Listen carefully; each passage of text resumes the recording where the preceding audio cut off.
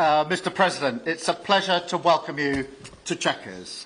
This historic second state visit is a moment to celebrate the unique bond between our two countries.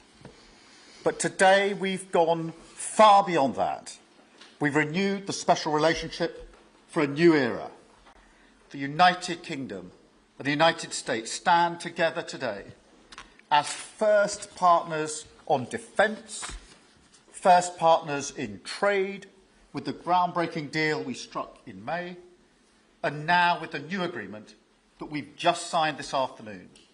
We're confirming our status as the first partners in science and technology, ready to define this century together, just as we did the last. This tech partnership has the power to change lives. It's our chance to ensure that technologies like AI, quantum, and others amplify human potential, solve problems, cure diseases, make us richer and freer, strengthen the cause of democracy, not tyranny. This is the territory on which the future will be won.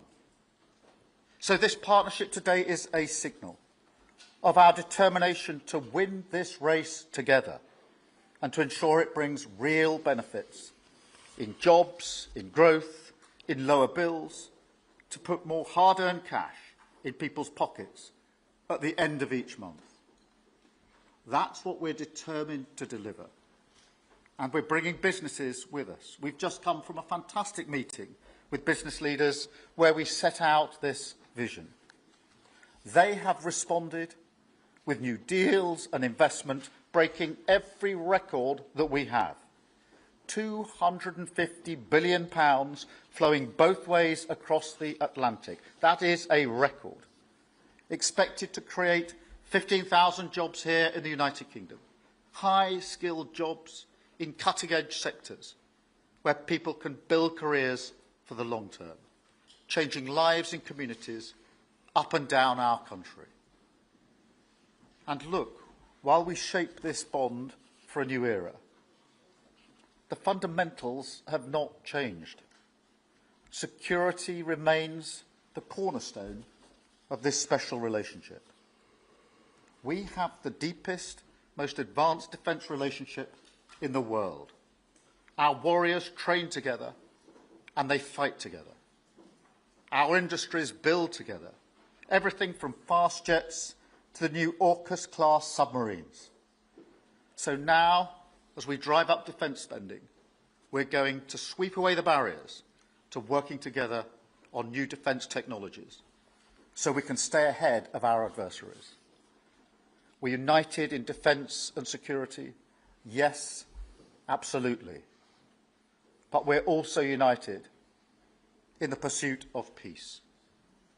We are working together to end the humanitarian catastrophe in the Middle East, get the aid in, free the hostages, and ultimately bring Israel and the region back towards a comprehensive plan which can deliver peace and security for Israelis and Palestinians alike. We're also working together to end the killing in Ukraine. In recent days, Putin has shown his true face, mounting the biggest attacks since the invasion began, with yet more bloodshed, yet more innocents killed, and unprecedented violations of NATO airspace. These are not the actions of someone who wants peace. So we've discussed today how we can build our defences further, support Ukraine, and decisively increase the pressure on Putin to get him to agree a peace deal that will last. And President Trump, you have led the way here, and we will continue to stand and work together for security and for peace. Mr. President, next year we'll celebrate the 250th anniversary of the United States. We've come on a long journey together since 1776. But it's no exaggeration to say that the partnership our two nations have built has shaped the world from the beaches of Normandy to the founding of NATO, to the creation of technologies that have revolutionised our lives. Time and time again, it is British and American men and women side by side, changing the path of history and turning it towards our values, towards freedom, democracy and the rule of law. In Britain, we take huge pride in that. And let's be clear, this relationship is not just about history, it's about the future. It's about the benefits it delivers now and for decades to come, to make our people safer and better off. We've shown today that we're delivering those benefits, improving people's lives. So we will go into that anniversary year more optimistic than ever and more confident than ever about our two great nations and what they can achieve side by side. Thank you. And it is now my pleasure to give the floor to Mr. President. Thank you. Thank you very much, very much. Prime Minister Starmer, Melania and I are tremendously thankful for the wonderful hospitality that you and Lady Starmer have extended today at Chequers. Quite the place, I must say, quite the place. And we're grateful beyond words for the spectacular honor of the state visit yesterday at Windsor Castle, hosted by His Majesty King Charles III and Her Majesty Queen Camilla. These are two fantastic people. We will never forget it. As I said last night, the bond between our countries is like no other anywhere in the world.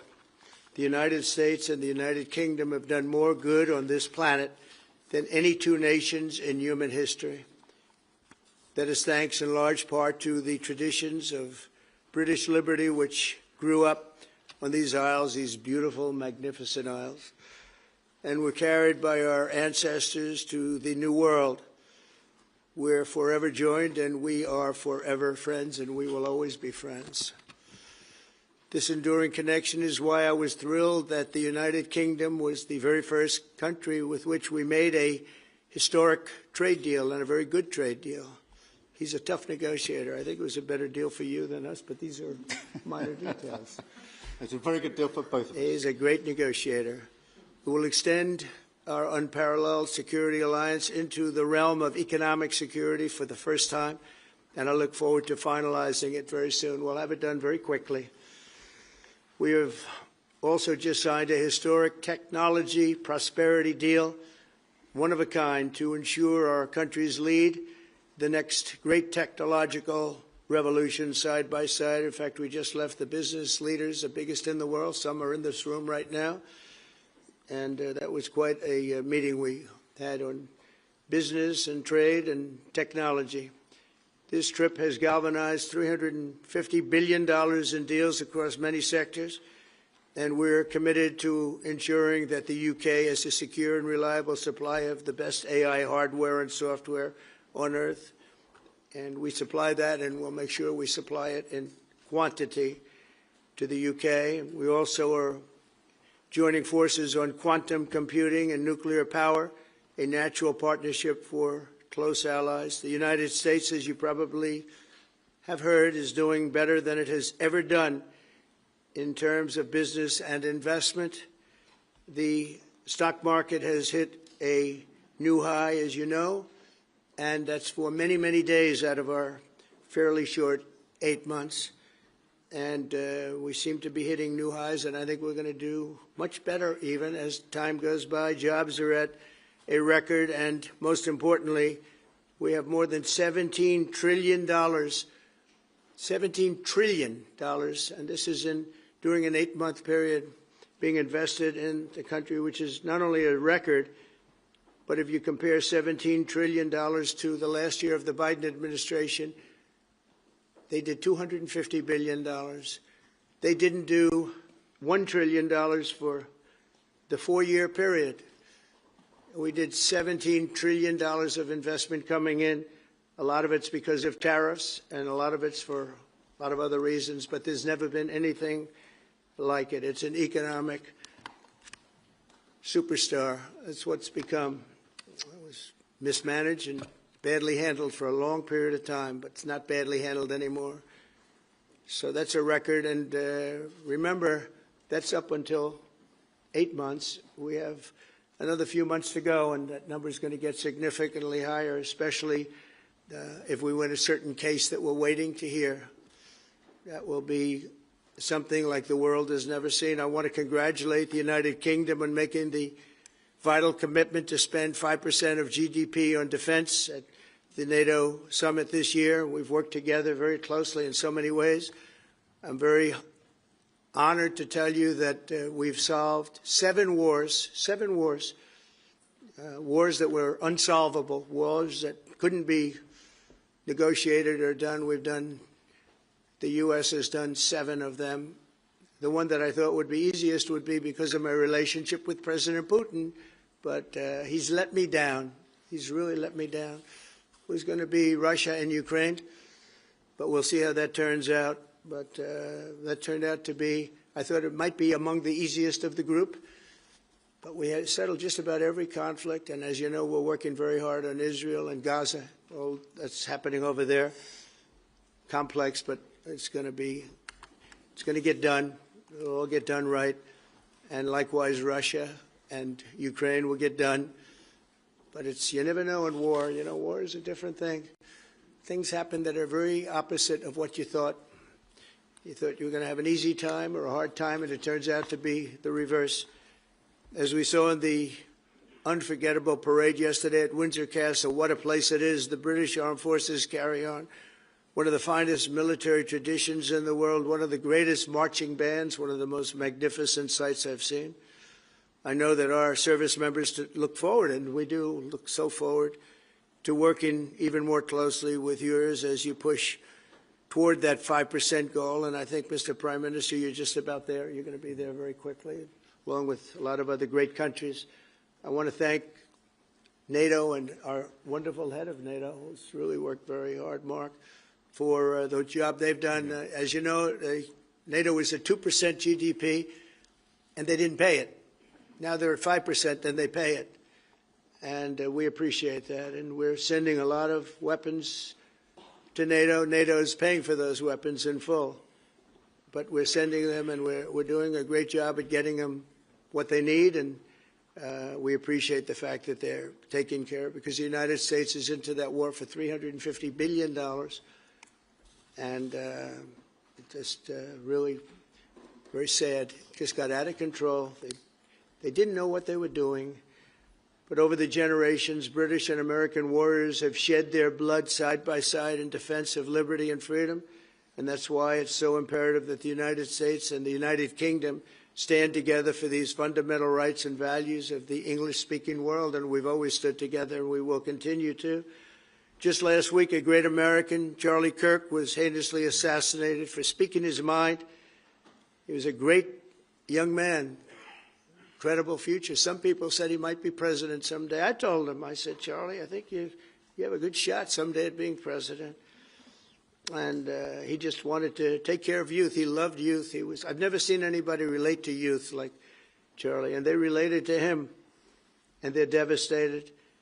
But I appreciate the many British citizens who have offered their condolences. And again, Charlie was a great person. We'll be going out to a service on Sunday. I'll be leaving with some of the people in this room just to celebrate Charlie and all that he's done. So incredible. Never seen anything like it. But I hope that together our nations can lead a movement to defend the glorious traditions of freedom on both sides of the Atlantic. There could be no greater tribute to the immortal bonds of affection and loyalty that unite the British and the American people for all of time. We have a relationship like no other. It will always be that way. We will always be united. We'll always be together. And I just want to thank you, Mr. Prime Minister, for the great job I think you're doing. Thank you very much. Thank you.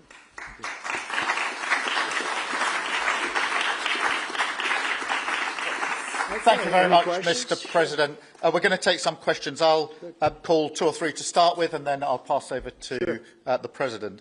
I've got Chris Mason from the BBC first. Chris. Thank you both. Chris Mason, BBC News.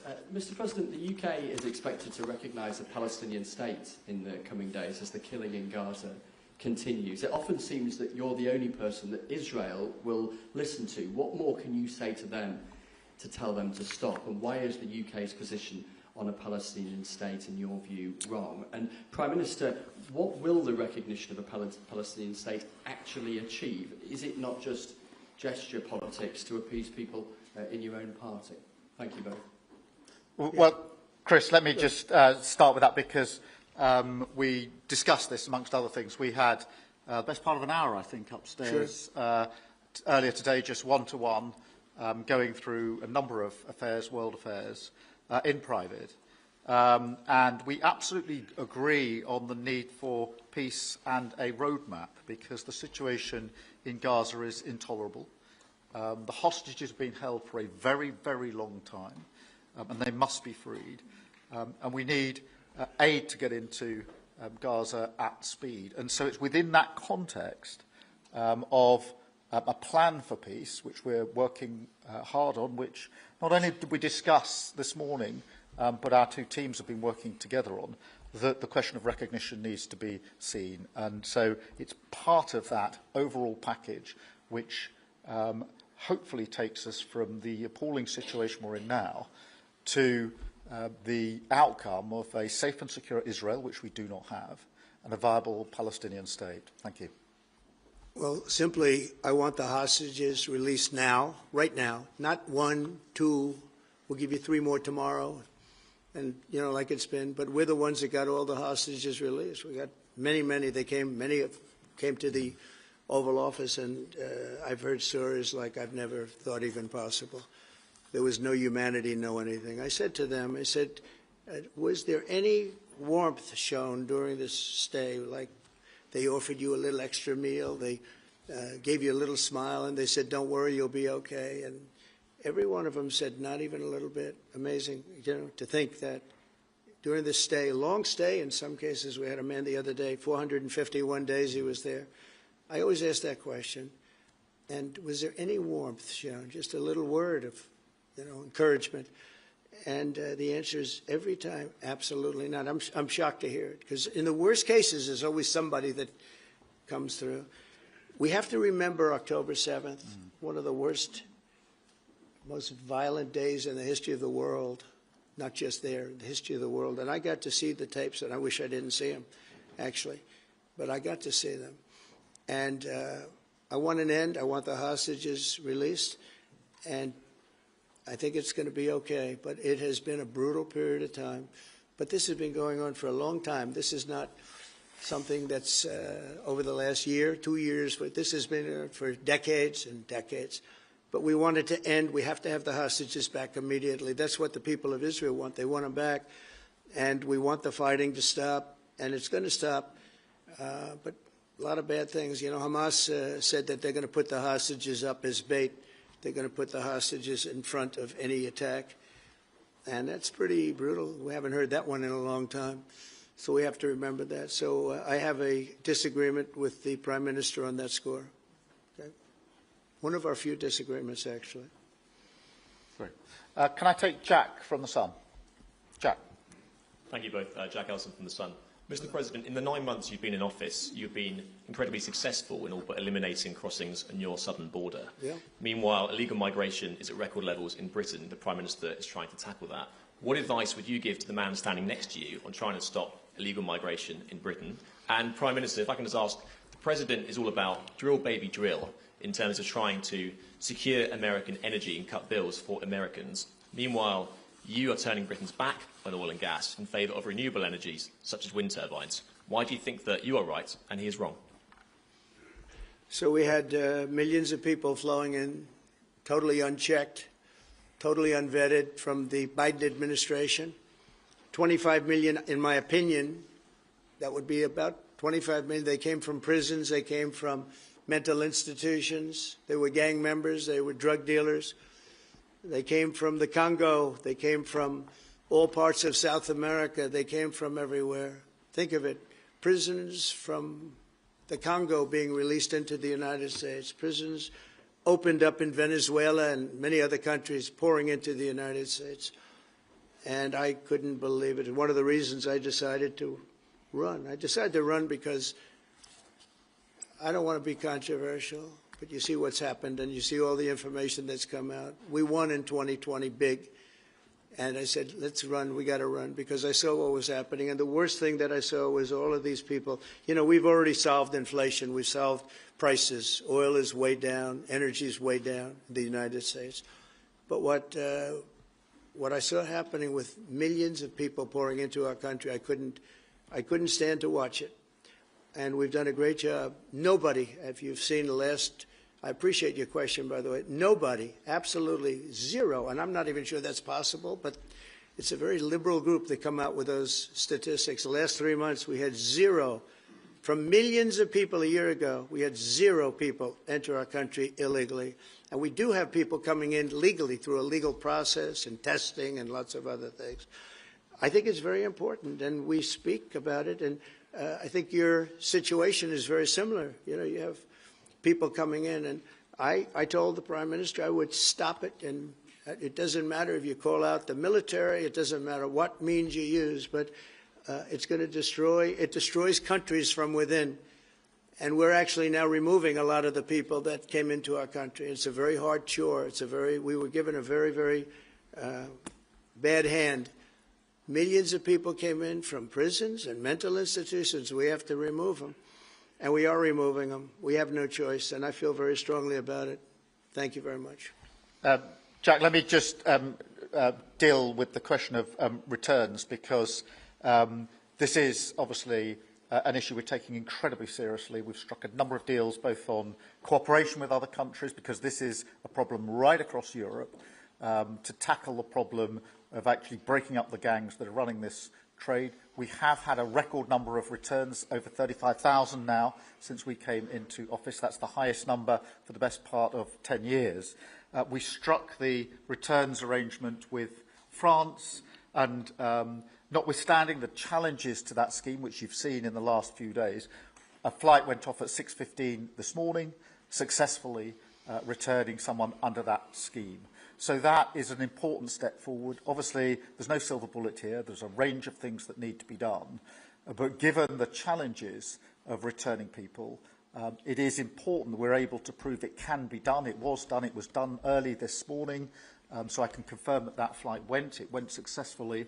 And I'm pleased about that. Now we need to ramp that up at scale, which was always envisaged under the scheme. But it's very important that we have been able to prove that the proof of concept, if you like, that this can be done, and will continue in that way.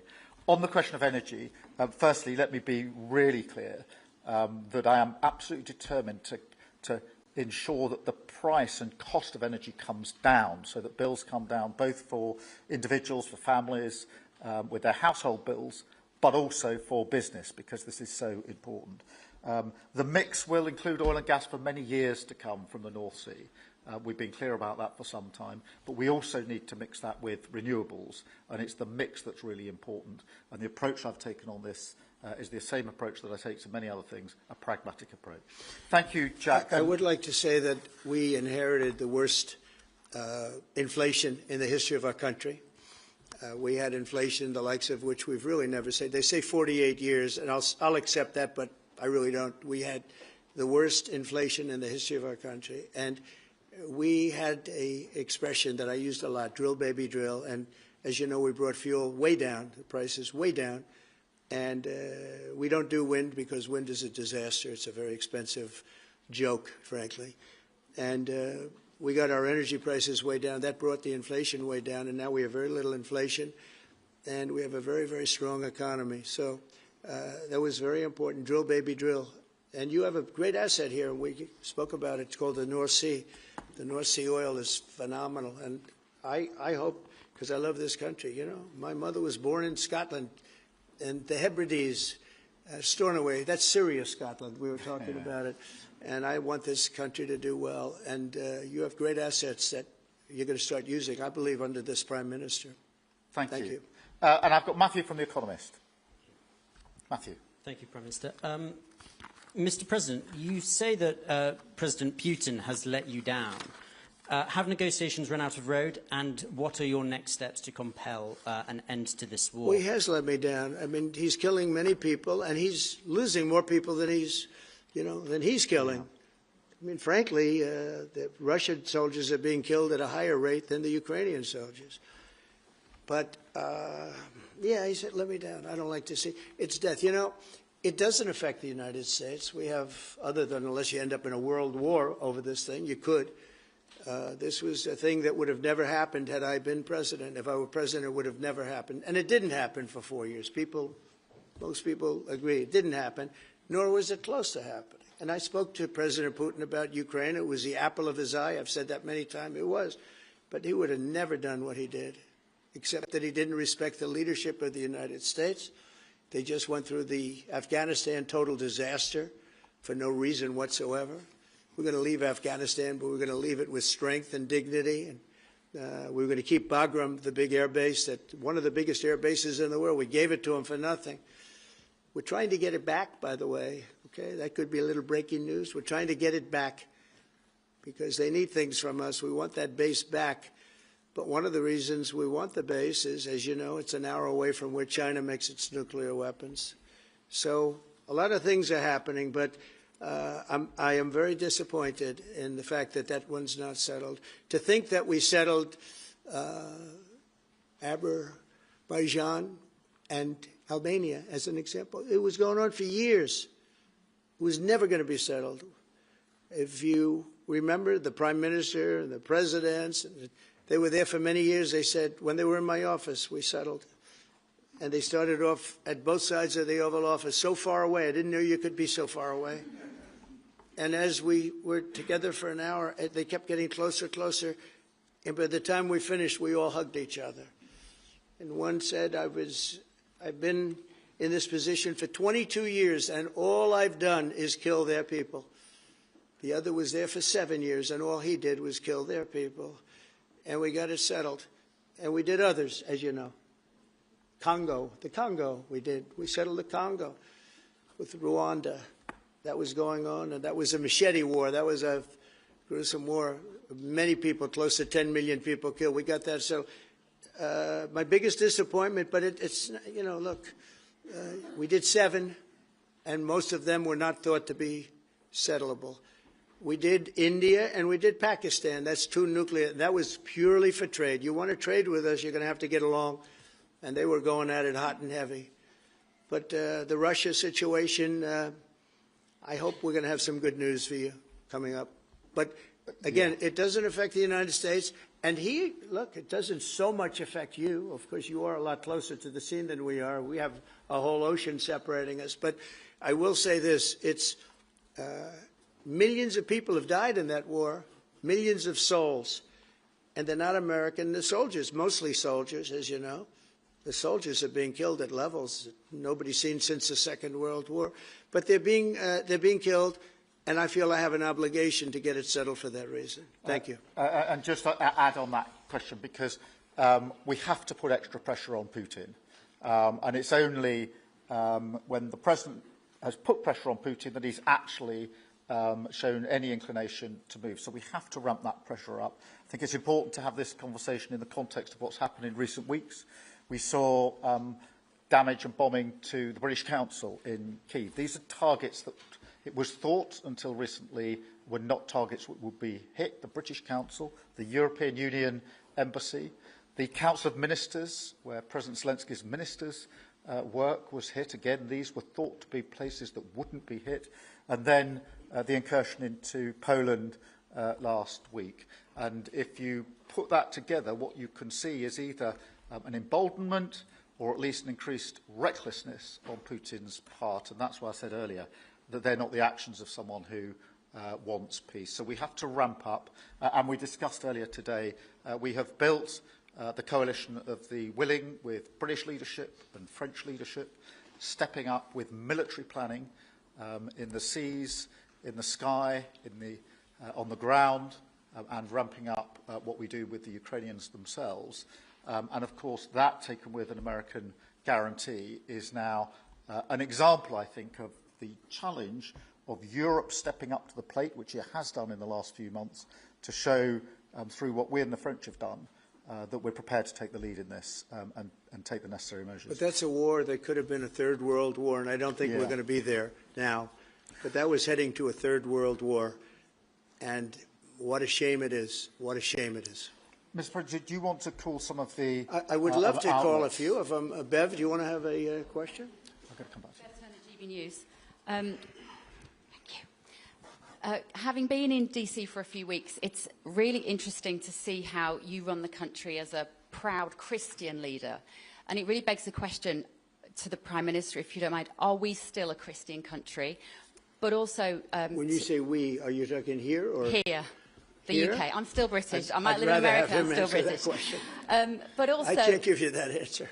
that's for the Prime Minister. But also, despite what we talked about in Scotland a few weeks ago, we still have 12,000 people a year here being arrested for social media posts, for free speech violations.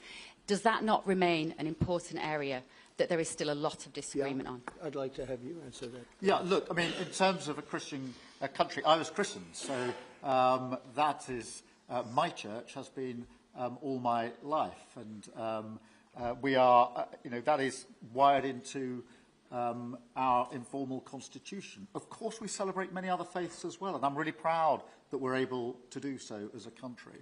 And on free speech, that has long lived in this country, free speech. It's one of the founding values of the United Kingdom, and we protect it jealously and fiercely, and always will, and we will bear down on any limits on free speech. I draw a limit between free speech and the speech of those that want to peddle paedophilia and suicide social media to children, and therefore I'm all for free speech.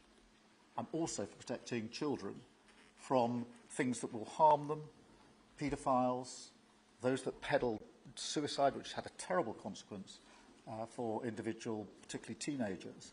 And so that's the balance we strike. But we have had freedom of speech in this country for a very long time, and we will always protect it. Thank you. Thank you very much. Brian, please. Thank you. Prime Minister, it's good to see you again. You have a beautiful country. Thanks for having us. Thank you for being Two here. questions. One, just recently, President Trump labeled Antifa domestic terrorists. Would you consider doing something like that in your country? Well, we obviously will take decisions for ourselves. I don't want to comment on the decisions of the President, but we take our decisions ourselves. And my question to you, President Trump, is there any update on the auto pen? Yeah, it's just gotten worse from their standpoint. The people that used it, and one in particular, one person, was never told by Biden to do it. Only spoke to Biden twice, and that was just talking about the weather, not talking about any order. And he was taking orders from people other than Joe Biden. Joe Biden wasn't giving those orders. You know, Joe Biden didn't believe in open borders. He didn't. I've known him for a long time. He was never the brightest bulb in the ceiling, as we know. You can go back 40 years ago and you'll see that. Go back and take a look at the hearings on Justice Thomas, and you'll see that very much. But he didn't believe in open borders and all of this nonsense that they're peddling now, which is why they're not in office any longer. It's a shame. The auto pen was illegal. It was illegally used. He never gave the orders. He never told them what to do. And I guess the only one he signed, or one of the few he signed, was the pardon for his son. But you had the congressman who, when they got the information, they found out they were guilty, and they deleted and destroyed all information, everything. You couldn't get any of it. They found out that Nancy Pelosi actually was offered the 10,000 soldiers, and she turned them down. They found out many things that were very bad. So they deleted and destroyed all information. You talk about freedom of the press and freedom of speech. How about that one? And there's not a thing. This is after a year and a half of hearings. They destroyed everything. And somebody's got to be held responsible. So Biden, what he did is they knew, I don't think he knew, but somebody knew. I don't think Biden had a clue about anything, if you want to know the truth. But they gave a pardon to those congresspeople. They gave a pardon. Those people are so guilty. They gave a pardon. But Biden didn't know about it. The people, whether it's Lisa or any of those people in there that really ran it. I know them all. And they're sick people. They're smart people. They're very smart. They're probably brilliant, but they're sick in ideology. And they were running the auto pen. And it was totally illegal what he did. And I hope it's going to be so adjudged. Do you want to take one more, and then I'll Okay. go back to British? Let's see. Peter, go ahead. Thank you, President Trump. In the deal that you're working on for the Chinese to sell TikTok to an American buyer, are the Americans going to have to come up with their own algorithm, or are they going to continue to use the successful but addictive Chinese algorithm? So what we're doing, and we're speaking to President Xi on Friday to see if we can finalize something on TikTok, because there is tremendous value, and I hate to give away value, but I like TikTok. It helped get me elected. In fact, Charlie said, "Sir, you ought to get on TikTok. You'd be great." I said, "Really? Tell me about TikTok." And we, as you know, we did unbelievably well with youth, like at a level that no Republican has ever even dreamt of. And in what, look, I think we won it for a lot of reasons, but that was a reason we won the election by such a big number. TikTok has tremendous value. The United States has that value in its hand because we're the ones that have to approve it. I specifically get the right to approve it. The people that are investing it are among the greatest investors in the world, the biggest, the richest, and they'll do a great job. And we're doing it in conjunction with China. But we are getting, the United States is getting a tremendous fee plus, I call it a fee plus, for just making the deal. And I don't want to throw that out the window. I can say this, that you'll have a lot of very unhappy youth. And I use TikTok very legitimately, very straight, just statements every day, little statements, short statements. "Sir, make it short, please." And TikTok Jack, we call him. It was pretty good. Did a good job for me, I guess. But no, I'd rather reap the benefits. I mean, the kind of money we're talking about is very substantial. And it'll be owned by all American investors and, the best investors and the, very rich people and companies are going to be owning it. Very, very straight, very legitimate companies, and really companies that love America. So they're going to be owning it. It's a big thing. And on a much bigger scale, and probably that's why we were able to get that, but on a much bigger scale, we're pretty close to a deal. We may do an extension with China, but it's an extension based on the same terms that we have right now, which are pretty good terms. And my question for Prime Minister Starmer, if you feel so strongly about officially recognizing Palestine for statehood, why are you waiting for President Trump to leave the country? Why can't you just do it right now? And isn't there a risk in rewarding Hamas with that? Well, let me be really clear about Hamas. They're a terrorist organisation who can have no part in any future governance in Palestine. And what happened on October the 7th was the worst attack since the Holocaust. We have extended family in Israel. I understand firsthand the psychological impact that had across Israel. So I know exactly where I stand in relation to Hamas. Hamas, of course, don't want a two-state solution. They don't want peace. They don't want a ceasefire. So I'm very clear where I stand on Hamas. Okay. On the question of recognition, I made my position clear at the end of July as to the timing, which has got nothing to do with this state visit, and I've discussed it with the President, as you would expect amongst two leaders who respect each other and like each other and want to bring about a better solution in the best way that we can. Thank you so much. Can I go back then to Robert at ITV? Robert Person, ITV. Mr. President, you uniquely, you alone in the whole world, have the power to persuade Prime Minister Netanyahu to stop the demolition of Gaza City, to stop the starvation of Palestine, and to stop the killing of civilians. If not now, when will you exercise that power and tell him to stop? Sure. And then for both of you... But you do understand about October 7th.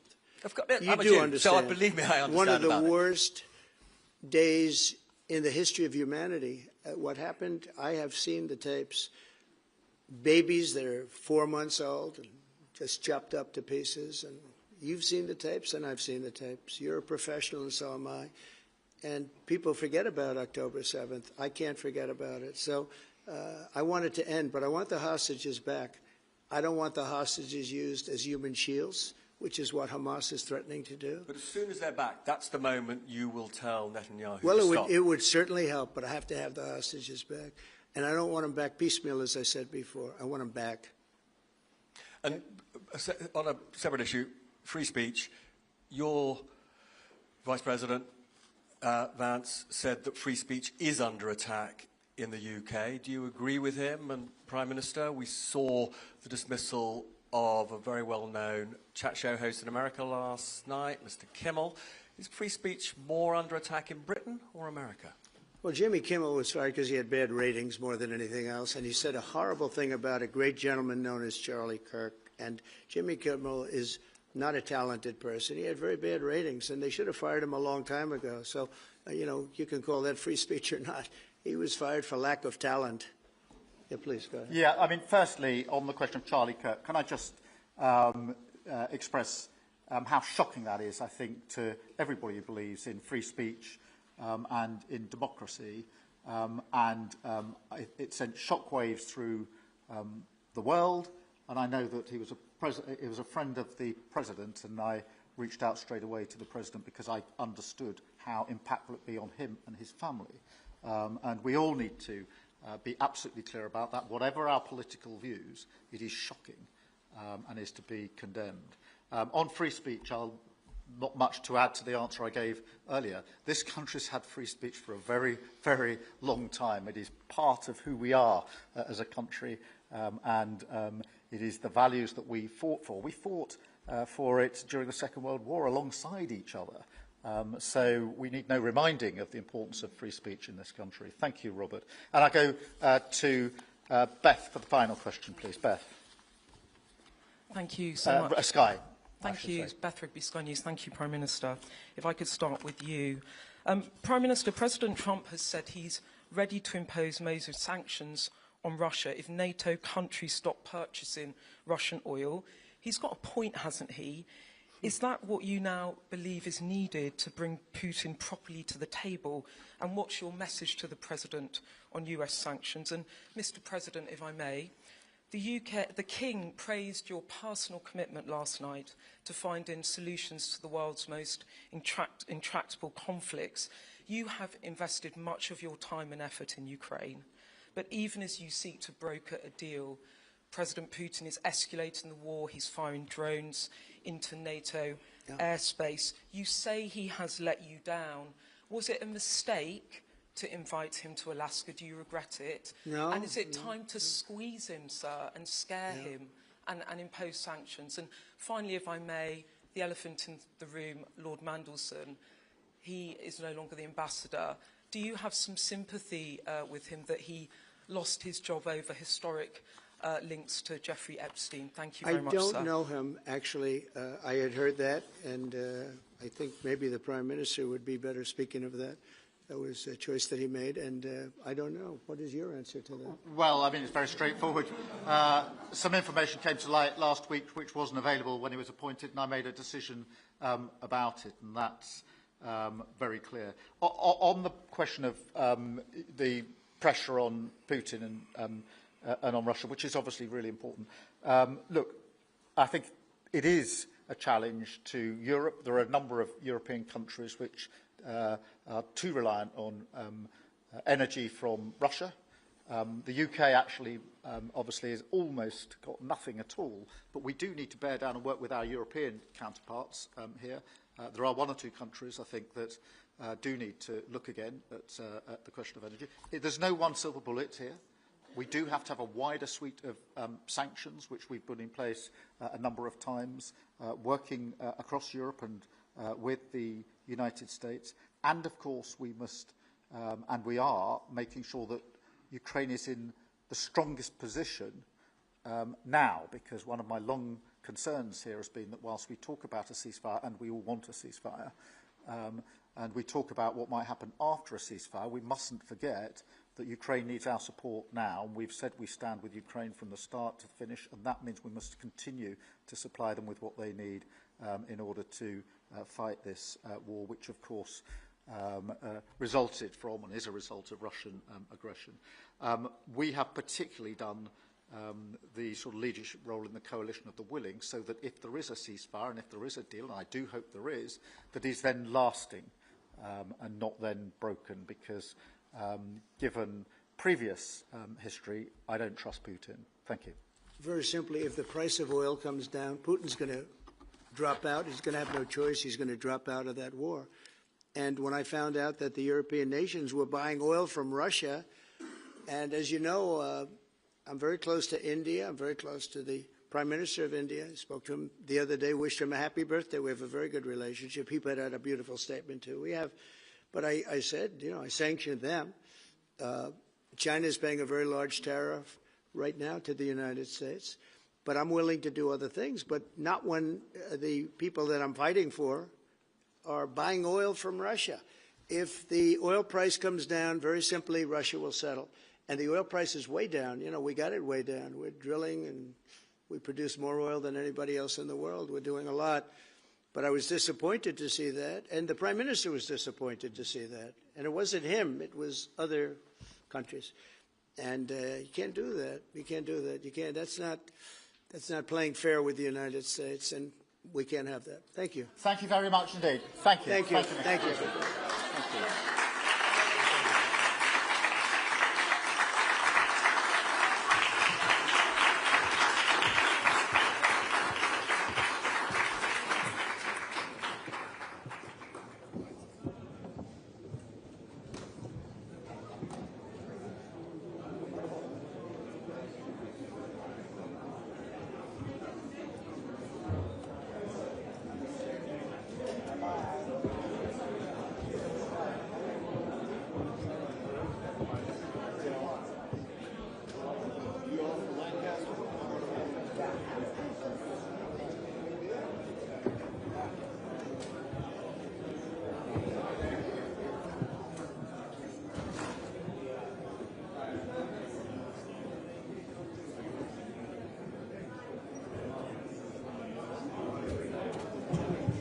Good job, Mike.